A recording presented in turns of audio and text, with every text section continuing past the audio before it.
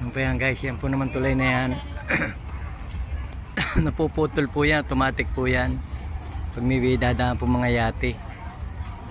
Galing po yan doon sa mall sa kabila. Ayun o, ito po sa mall na yung galing po yan o.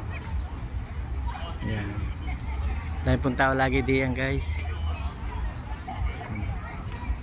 Magdamag po yan mga tao yan.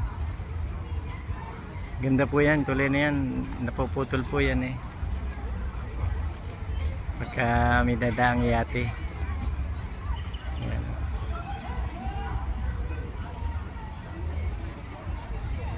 Yung gabi na ang dami pang tao, hanggang magdamag din yan eh.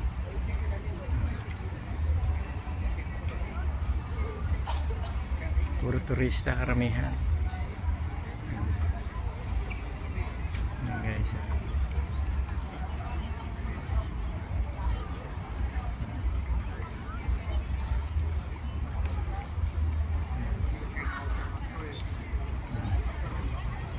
Galing mall.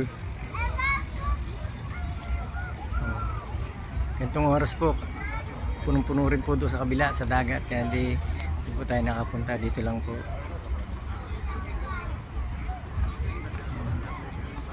Sige po guys, thank you po for watching guys.